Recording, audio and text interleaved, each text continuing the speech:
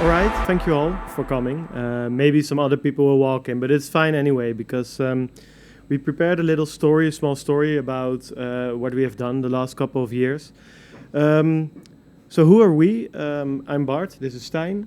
We are from Satoshi Radio. It's the biggest Bitcoin podcast in the Netherlands. That's what I've been doing for the last couple of years, and Stijn is basically the producer of the show. But during the years, we also really focused on building a Bitcoin community. And our tagline is basically community-driven Bitcoin exploration. Because podcasting is nice, but the best thing about it is when you have a community, you can actually try to build a movement, basically, and to try the stuff that we are talking about here. And that means Bitcoin, but also Lightning, and all kinds of other stuff. And that's what we want to talk to you about today. It's going to be a timeline from when we started until now. And the title of the presentation is, of course, how to build a $30 Bitcoin ticker. We will also show you. They are here in front as well. They are working. So at the end, we will dive a little bit deeper into that. But first, we will tell you the story about how we actually came here. So in the podcast started in 2018, but in 2020 we started with Lightning node tutorials. Lightning Network was around 2 years old at that point, and it was for the first time that there was software coming onto the market that made it easy. Hello, come in. yeah, come in. Now you're here. Now you have to come in. So you had my node at that point, and it was the first time that it became easy to run your own Bitcoin node, but also to run your own Lightning node. And it was quickly followed by Raspberry Blitz and also Umbrel, maybe you know the names, which made it really a lot easier for people like me. I'm a bit technical, but not a developer, to build these things and to actually get them working. So what happened afterwards is that a lot of people in our community also started to build nodes and started to build Lightning nodes, but we will come back to that later. Also in 2020, as podcasters, we always want to look for new ways to increase our interaction with the community, but also to monetize our content. That's what you do as a creator. It's our job, basically. So I started looking into options to have donations for the podcast. And with the newly installed Lightning node that we had, and BTC Pay server, which was also around back then, I think, they just forked off. They forked off BTC Pay forked off which one it was? Oh, I forgot. Nicolas Dorier was making something BitPay. They were making BitPay obsolete, and they forked off BitPay and made an open source payment processor for merchants or podcasters like me. You can make your own store with the BTC Pay, or when you have a web shop, you can link BTC Pay and actually get paid in Bitcoin. Even at some of these events, the merchants are using BTC Pay. Probably not at this one, but I saw it in Madeira, for instance, and also in Nashville, they also use BTC Pay. Back then it looked like this, our donation form. You can leave a message and a euro amount in Bitcoin, then push on the button, and then you would get a Lightning invoice. But with the help of the community, we actually made it better. We made a Telegram bot where people can send a message with their donation. They get a QR code on Telegram. They can pay with Lightning. And during those years, I think we received 0.3 or 0.4 Bitcoin in donations. Because it was still 2020, especially in the bear market after that, Bitcoin was at 6K, 7K. It was a pretty nice piggyback that we filled and that we still use today to pay for our beers at these kind of conferences. What we also did, we didn't only fill our own bags, but we also filled the bags of others. So we modified our donation bot on Telegram so that the donations that we got went to Enrique. I met Enrique when I was in El Salvador in 2021 when the Bitcoin law came into effect. And Enrique, maybe some of you know him as the Bitcoin dentist. He has a project that's called Bitcoin Smiles, smiling literally.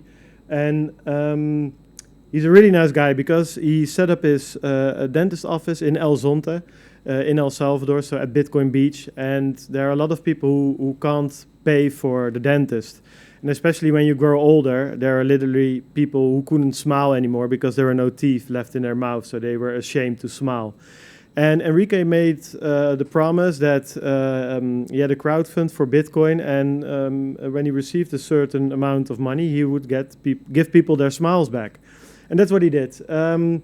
And I found that story so inspiring that we went to our own community and said, all right, instead of donating to us, donate to Enrique. And we got 4 million sats for him, which is around 3,000 euros now. And I think that was we gave 50 people their smiles back with our community, which is even more fulfilling than getting the donations for ourselves ever was. But we did it with Lightning. We sent it to him via Lightning, so we zapped it around worldwide, from the Netherlands to El Salvador, crossing continents, crossing oceans, and I think the fee was not even a cent, and he just got it on the other end and could use it to pay for his dental clinic. I think that's still one of the most valuable emotions that I had when using Bitcoin. So I told you I would come back to the listeners of the podcast also setting up notes. So this ended with the biggest ring of fire worldwide. So what is a ring of fire? Back in the day, it was still a little unknown how the Lightning Network would evolve, basically. So right now we know that it's mostly big nodes of exchanges having private channels or at least public channels with a threshold with each other. So if I want to open a channel to Strike or Kraken or OKX or whatever kind of big node, I have to bring 5 million sats, 10 million sats. So that's, I don't know, 5,000, 10,000 euros or something. Quite a hefty amount if you're just a normal node runner. But back in the days, we didn't really knew that. We were still thinking, okay, let's connect with as many people as possible. And I open a channel to you and to you and to you, and you open a channel back. And that's how it went. Because a lot of people installed their Lightning node after watching our tutorial, and then they were stuck. Because you still need channels. And if I only open a channel to you and you don't have channels to anyone, then I still only can pay you and not the rest of the group. So the Ring of Fire was an idea to kickstart the network, to add liquidity and also add payment routes to the network. And normally you do a Ring of Fire with 5 people, and then you open a channel to the person next to you, and they open it to the next until you have a ring, and then you can pay everyone in that ring.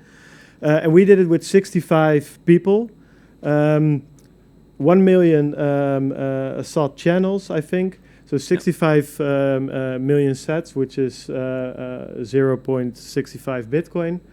And it was fun because it was fun to do with the community. I think it was the biggest ring or liquidity event in the Lightning Network world at that point.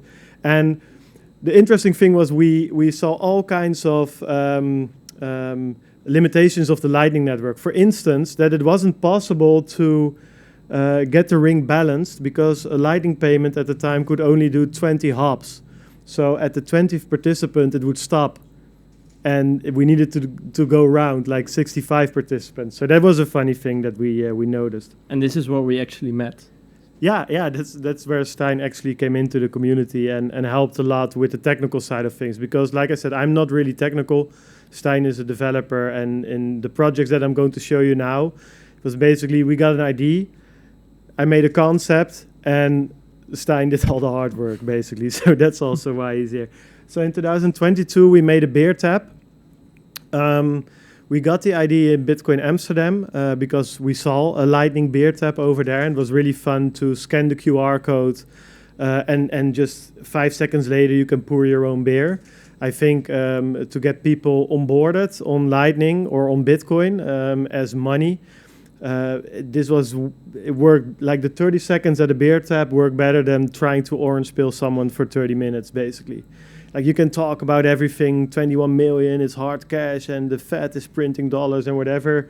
Or you can say, here's a Lightning wallet, scan that QR code and enjoy your beer. Like it works magic. So this is a close-up. It's just basically a normal beer tap.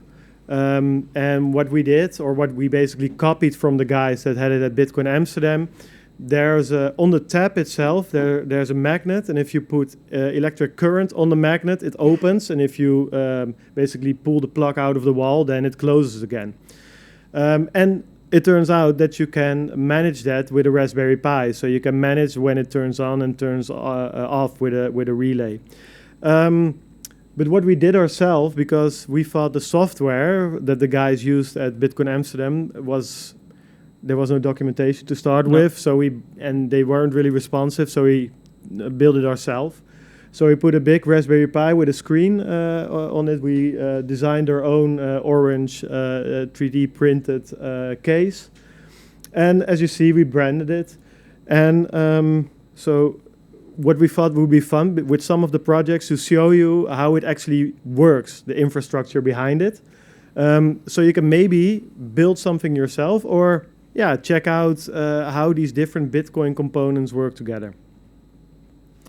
So it all runs on a Raspberry Pi that's in our own studio, so we don't want to have the value stored in the cloud. It's all managed by us. That connects to a virtual private server with LM bits on it. It's a really fun platform where you can hook up all kinds of stuff and applications to create your own. And then we create our own API that connects to the LM bit server, and that API is run on a Raspberry Pi in the Beard app itself. And it makes sure that the screen shows the QR code you need to pay. But also on the side, there is a small board where you can tap an NFC card to use to pay for the beer. And then, as Bart said, it's controlled by a relay that's turned on and off by paying for the beer. Yeah, 1 second. So basically in this setup, you have two Raspberry Pis. We have the Raspberry Pi here. That's our Bitcoin node, so it's our full node, and it's also our Lightning node. So it's the most important thing, and we also use it for the other projects that we show. So our donation server for our donations for our podcast are also, in the end, are handled by that Raspberry Pi. So this is not exclusive for this setup. So why did we connect it with a WireGuard VPN to LM bits? It's basically twofold. I think Raspberry Blitz really shines when you keep it as simple as possible. So it's just a Bitcoin node and a Lightning node. That's it. But I also like LM bits, which is a layer on top. So it basically adds the possibility to add different wallets. So we have one wallet for our beer tap, but I also have one wallet for myself when I go out and buy beer. It only has 200,000 sats, so that I don't spend everything that's on my Raspberry Blitz when I get a beer too much, right? So it gives the possibility to add a lot of accounts on top of your Lightning node. I also like that because a lot of people use Zeus, that's a Lightning wallet, and they connect it directly to their Raspberry Blitz node, to their Lightning node. And it's basically, it has full admin access to your node from your phone. And I don't really need that. When I go out here and buy a beer or buy a sandwich, I just want to pay, and that's it. I don't want to change channels or whatever. So I really like this setup. It's a basic setup that we use for a lot of things. The problem with it is that LM bits sometimes it's like always almost, it's almost production ready. So it's like the meme, 60% of the time it works every time. That's kind of sometimes how I feel about LM bits. But I really like it because Ben Ark is always putting new stuff into it. But sometimes I think we also need to finish the basics first. And I think a couple of things that are added now are really great. Because what was missing when we built the beer tap, we didn't have an admin panel. So when somebody made a wallet on our LM bit server, I couldn't see it. And as a server admin, I know who I'm custodian funds for, because that's what I'm doing with LM bits. So yeah, but about the beer tap, that's basically how it works. So the top two we can use for a lot of things. The other two are really for the beer tap. Flash forward to 2024. So actually 2 months ago or 3 months ago, I bought a BitX. I don't know if all of you heard of the BitX hype, basically that's storming around the Bitcoin world.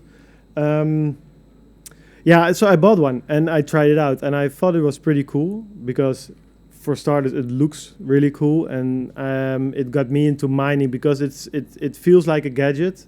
It looks like a gadget. It has the price of a gadget, but it's a real miner. So when you turn it on, you are confronted with everything that a real miner is also experiencing.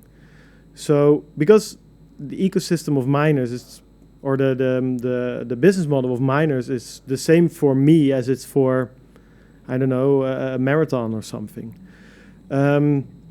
Just your costs are electricity and the price of your hardware, the BitX in this case, and your revenue is the block reward that you get. And if one is higher than the other, you make a profit, and otherwise you make a loss. And when you experience a halving, like I did when I had my miner running, you see your revenue, divided by 2, dropping by 50%. Yeah, that makes quite a impact on your end result, because I was making a really small profit sometimes when the energy price was low, and all of a sudden, from one day to the other, I was making a loss. And that got me interested into mining because that's the same thing at a much bigger scale that the big miners are experiencing at this point. I saw some talks at Bitcoin Amsterdam, basically not making a profit at this point, or barely making a profit. So what did we do? We sold 365 BitXs via our website, and I want to show 2 things. So first thing, so how did we do that? Because I didn't want to set up, you can explain, but I want to say one thing, like as a merchant, as a podcaster basically, I sometimes sell things, but I don't want to set up a big web shop with WooCommerce and all this stuff. I just want a web page where you can enter the amount of things that you want to buy, socks, t-shirts, or whatever I'm selling at that point, and then click on pay, get an invoice, and that's it. I just don't want the hassle. Afterwards, I take the website offline. LMBits, what I talked about, had that functionality. You can spin up a small website, a small web shop, and then take it offline when you're done with it. But like I said, I want to try it myself. So this is what we made. Yeah, so it all starts with a pruned Bitcoin node. It's on a VPS. Together with BTC Pay server, and that's because it works best when they're combined on the same server. So in the previous example, we had a node at our house and a web shop in the cloud. At this time, they both needed to be in the cloud. But around the same time, Stripe announced their integration with BTC Pay server, and we wanted to test it out. So actually, all Lightning payments that we received to Strike. It is possible to receive in dollars, but we chose to keep it in Bitcoin. Also because the merchant where we purchased the BitXs, we were able to pay him in Bitcoin. So that saved us on some fees. For the custom website, we were able to store the data in BTC Pay server as well. So the customer data, their address where we needed to deliver it, and all other things were stored in BTC Pay server, and we didn't need to set up our own database or backend for the web shop besides a simple API request to BTC Pay server. Yeah, so in this case, we only had the BTC node, or the prune node, in this case, to receive on-chain payments, because you couldn't do that with the Strike API. It was funny to see. I think we got 25% of the payments were on-chain, 75% of the payments were with Lightning. I have to say that the fees at that point were really low, like 2 or 3 sats per VByte, so an on-chain payment actually made sense. Because it was pretty cheap to get into the next block. And like Stijn said, what was really cool is that we didn't have to spin up an extra database, because I wanted a simple front-end website where you can click buy now and that's it. So BTC Pay server gives you the opportunity to make all kinds of extra fields. People fill it in and it gets just sent with the request.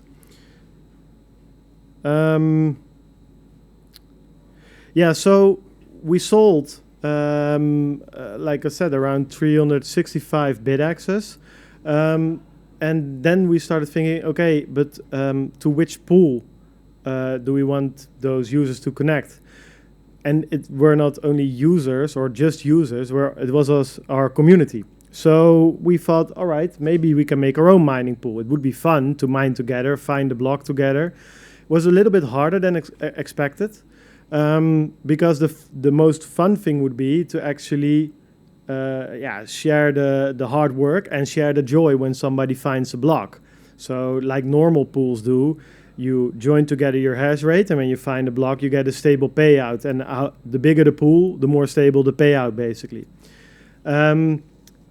That's not really possible, because we, as a pool, would become a custodian and all kinds of weird stuff. People have to make accounts because you have to pay them, and then you have to see how big the payout is. And like with a lot of pools, the payout is so low that the fees are too high to even get a payout. It's just a headache. So we didn't do that. So we started to look at Public Pool, which is a software that a lot of people use at this point to hook up their BitX to their own node. The problem there was that Stijn didn't like the language that it was written in. So we went, old school, basically, back to CK Pool, which is one of the first solo mining pool software. We ran into one problem, though. CK Pool works, but we wanted a website with stats and an easy-to-follow how-to guide for our community that is not always even at the same technical level as Stijn or me or whatever, so it needed to be simple. But the problem was that the pool couldn't really talk to the website, so we built something. Yeah, so I wrote a custom API because there wasn't an API available in CK Pool. But they did write out for every user, they created a new file with all the information the user would want to see. So my custom API was written in Go, and it was a real easy thing to do, to just look up the Bitcoin address the user entered and see what data was stored in the file, and then gave it back to them. In addition, we also saved the data so we can make cool graphs to show the users the progress of their own miners and also the progress of the pool itself.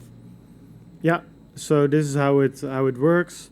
We have CK Pool and a Bitcoin Core node, also both on the VPS. Then the BitX or the miner, it can also be an end miner or whatever miner you're using, connects to CK Pool, and then we have the API, and that shows all the data on our website.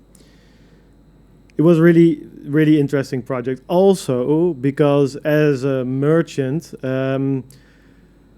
like in Dutch, we sometimes say that things got out of hand a little bit. I think English say that as well. I think that's a correct phrase. So it got out of hand. I thought, a BitX for 200 euros, maybe we will sell 30 or 40. We sometimes sell socks or T-shirts, so I kind of know how many things we can sell.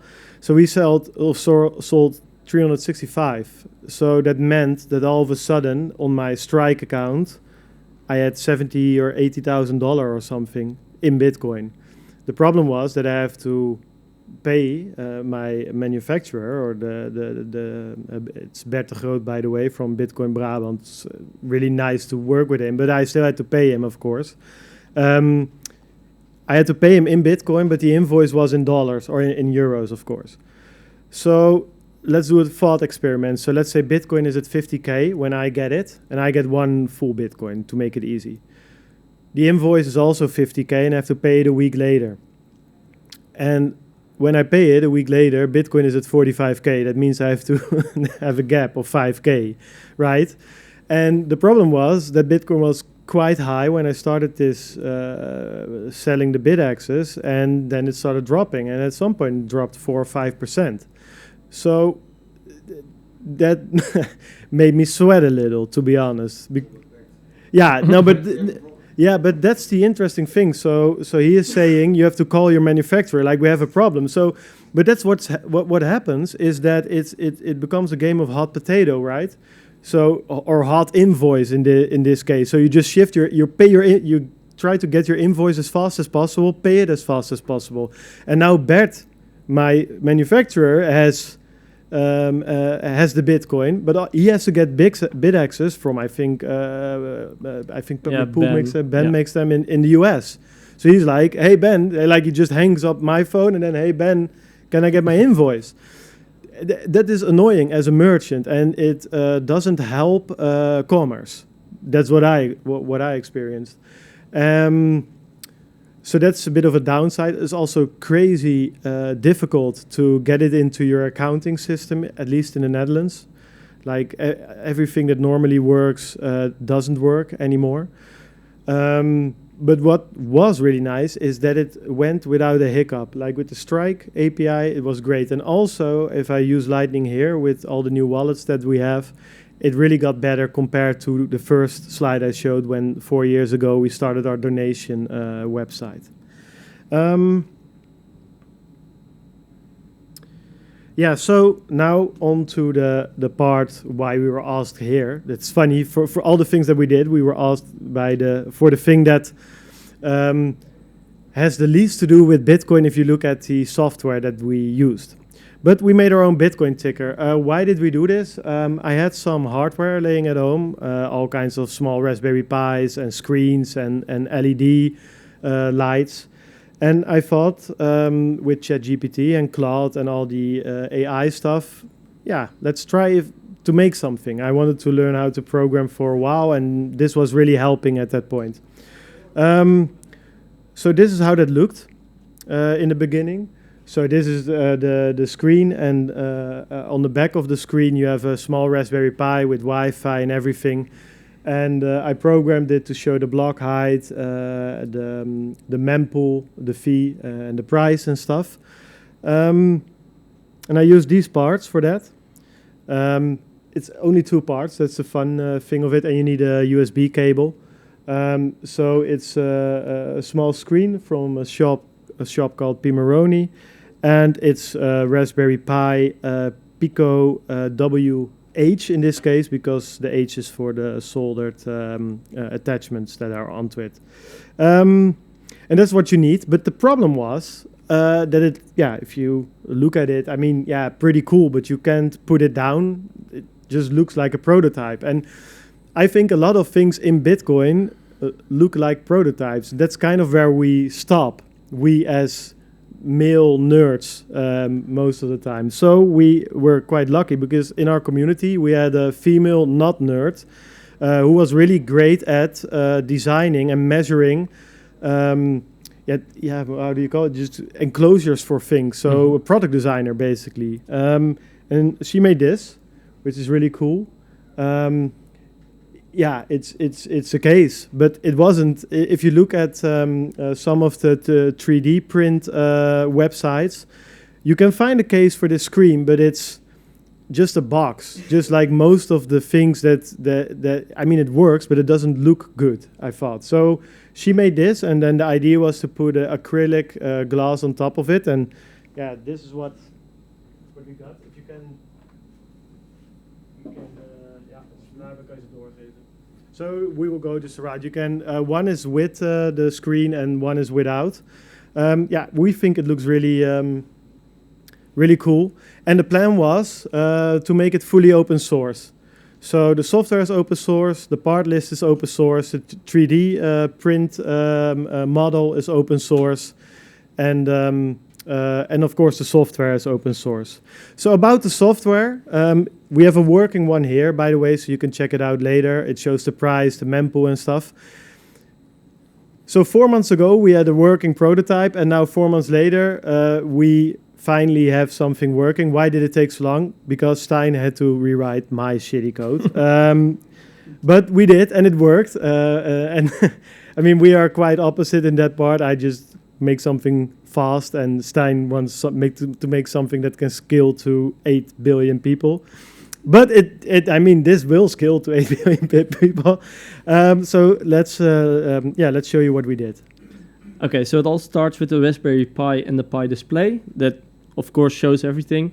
And I created a screen manager that makes it easier to show the information without needing to specify everything every time you want to show some text. So we created some applets as examples. There's a price applet, a mempool applet, and a block height applet. And the idea was that it should be quite easy to make your own. Like Bart started this with AI. I think you can create your own applet using AI without any knowledge about code.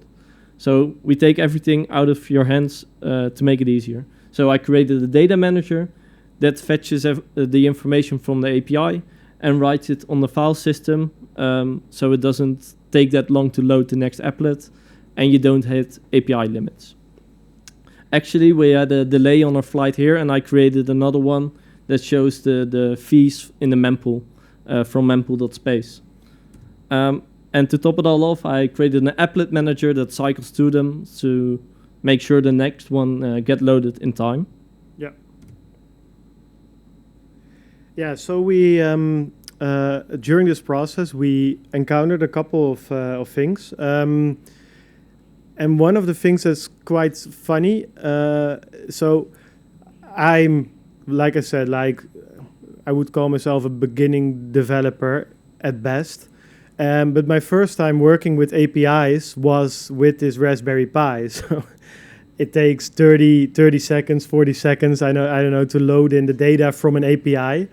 And then after that, I started working on another hobby project with my MacBook or VPS or whatever. And then I noticed, an API call should just take 0.nothing seconds instead of 30 seconds. So you're really limited by the hardware that you're using. So, and this Raspberry Pi, we noticed, is just almost, but not fast enough. If you load too much too quickly, like if you were to load the applets continuously, it would just break within a few seconds. Yeah. So, for instance, at some point we made it work that it can load a LN URL from your Lightning node, make a QR code, show it so that we can put it here and you can scan it and then you can donate or whatever. The problem was it worked if we scrapped everything else, right? And that's the difficult thing. The memory requirements, I think that's the biggest problem. Is it's just you hit them so fast. So also, for instance, we wanted to make a really nice user interface to get your Wi-Fi credentials on this device. Also that, like, you have to contain it, then use it, and then kind of remove it, restart, and load something else. So you can't load all these things concurrently, which is a fun challenge, but sometimes also quite a frustrating challenge. And it's also because Bart started with this hardware because this was what he had lying around. Yeah. But afterwards, we should have used the ESP32. It's also used by the BitX. It's way more powerful, way more memory, and way more community integrations with other platforms. Yeah. Yeah, it's also, for instance, the funny thing is that the seed signer, if we talk about open source hardware, does not use an ESP32. And I think that was mainly because there was still a Raspberry Pi board without a Wi-Fi or Bluetooth chip on it, which is quite important if you're building a hardware wallet. Then it's easier to say, you just don't want physical Wi-Fi chips on it. It's easier to not have it than to disable it and then convince everybody that it's really disabled. Because right now there's still a lot of discussion about seed signers versus normal hardware wallets, and that would be even bigger if it had a dedicated Wi-Fi chip on board. So what we're going to do in the coming weeks, probably, we finish this and we want to put it online. Then people can start working with it. Everything will be open source. Also, the case will be open source. The funny thing is you can also use all of it. And I think I will make one that I connect to Home Assistant just to show the temperature in my house or whatever. It's quite a cool device just to put somewhere as a smart home accessory. Because I was really flabbergasted that there wasn't a really nice 3D printable case for this hardware, because it is super popular with tinkerers. So if we go back to here, then so what we want to do now, pretty good. Basically, we want to give you some room to ask questions, if there are any. And it can be about all the stuff we told. Maybe we can help you or give you some tips or tricks about, it's basically just making stuff with Bitcoin for the everyday user. So, of course, we have Jack Mallers and we have Brian Armstrong and all people building exchanges and big things. But maybe we can give some tips for the normal Bitcoin users, like how can you actually build something using Bitcoin. So yeah, if there are any questions, then shoot, and then yeah. Hardware prices for the little device? Yeah, that's a good one. I think if you build everything yourself, it will be around 50 euros or something. So I think the Raspberry Pi is around 13. I think the screen is around 15 or 16. So that makes 30. Then you need a USB cable, I don't know, 3 or 4 euros. And the 3D print isn't that expensive if you have a 3D printer. It doesn't use that much filament. And also the acrylic glass. I mean, yeah, we will put everything online, but you still have to go somewhere to cut it. But I think 50 euros or something. And we are looking into, there is also an ESP32 screen, which is bigger, has an ESP32 on board, and is, I think, around 10 or 15 euros. So that will bring down the price a lot. Yeah. Thanks.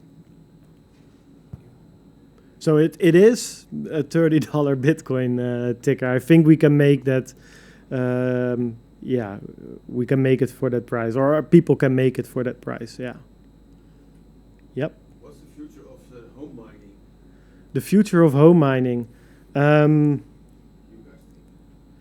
Yeah, I think when I sell these miners, or when we were selling this, or when I'm talking about mining with people, like I try to sell them a hobby and not a profitable business.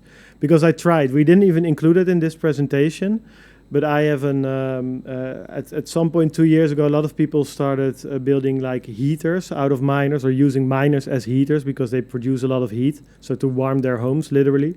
With old S9s? Yeah, old N miner S9, so yeah, like the shoebox, basically. They're the size of a shoebox. And I tried everything. So you have to, I built an enclosure, I put new fans on it so it's more silent. I have a dynamic energy contract. I added it to Home Assistant so that it only starts mining when the energy price is low and stuff. And the thing is, with an S9, at this point, back then it was a little bit more leeway, but at this point, you basically need negative energy prices to get a return on an S9. Like S9s are just not competitive anymore at this point. So with an S19 or S21, of course, it is better, but the price of your hardware will rise. And I think at this point, an S19 is around 500. It's just so difficult to get your money back because you have to run it when you have a lot of energy from solar panels, for instance, but that is in the summer, and I don't want extra heat in my house in the summer. It's just practical problems. I want to heat in the winter, but then there's no sun in the Netherlands in the winter, so I don't have any overcapacity. So it's just not working. And also with my dynamic contract, I almost always get more money back when I give back to the grid than I get Bitcoin when I start mining. So yeah, there were some points where I was walking around my house and I was like, what am I hearing? And then my miner started working all of a sudden because the energy prices were negative. It's pretty fun. So but I think that happens maybe 10, 20, 30 hours a year at this point.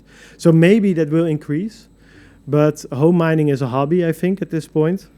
But it's a really fun hobby. And I think it's really important because it lets you experience firsthand that the mining industry got so big and so centralized that there's basically nothing that we users can do at this point to combat that. Well, the issue also is the S9 uses that much electricity that you don't want to run it all the time, like too much. But the fun thing is with the BitX, it doesn't use that much power, so you can run it all the time without getting a high bill. Yeah. So in that sense, home mining is starting to grow due to BitXs.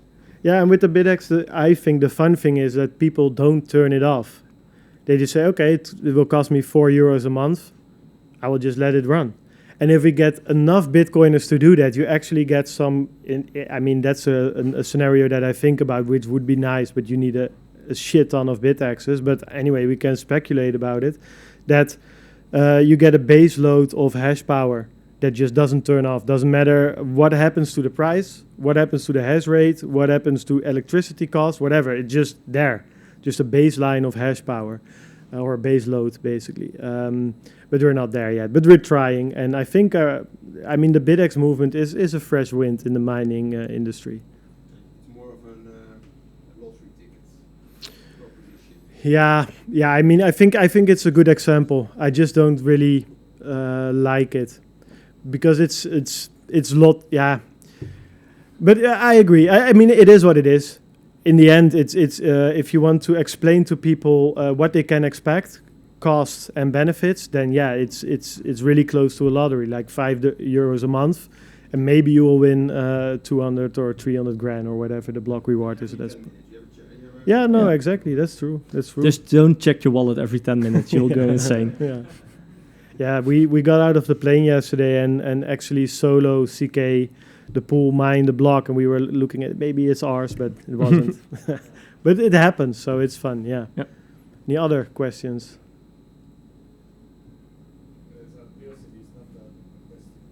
Did you have selling here physical already assembled by you? Yeah. We just you can check one here. No, he wants to buy one. Already assembled, because I am lazy. I don't want. No, not yet, unfortunately. No. Yeah. Oh, God. Yeah, we should have brought some yeah. Any other yeah? Again, it's just a question. It's not a serious question, but Yeah. so I'm actually planning to. I have a 9-year-old child, so I'm actually planning to have her do the work, to like as a tech project, effectively. Yeah. So do you? Of course, you can buy all the pieces independently. I live in Asia. It's easier if you can buy all the components in one location. So do you offer that? Yeah, maybe we will. The most I can give you is maybe. So, like, yes, I'm probably going to buy and print some of the stuff. Will I send to Asia? I don't know. I mean, I probably will. I mean, it's not. We just sent 365 bit access, so we also thought we are never going to do that again because we all put everything in ourselves. We replaced all the fans with silent ones, so Yeah. we had to screw on 360 new fans onto a BitX. It was a day job with 4 people. Yeah, that was no. I mean, we have. If you can follow us, I mean, if we are doing something like that, we will put it on our Twitter anyway to let everybody know that we will sell them.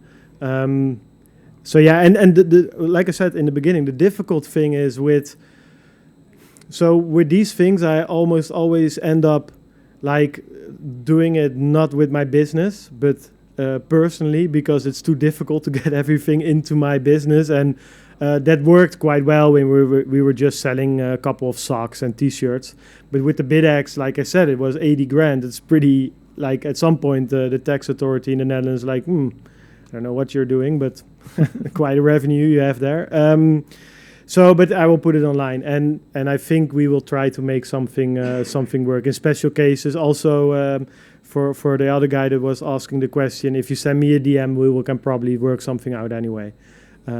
So that's for the hardcore people here. Yeah, I mean, let's make that agreement that everybody here can send me a DM on Twitter or on Telegram, whatever, and we will work something out anyway. That's the least I can give back to to the people that let Jack Mellers be in that other room and came here to check it out. So if there are any last questions, then no. Yeah, perfect. Then I think we're quite. Yeah. Thank you.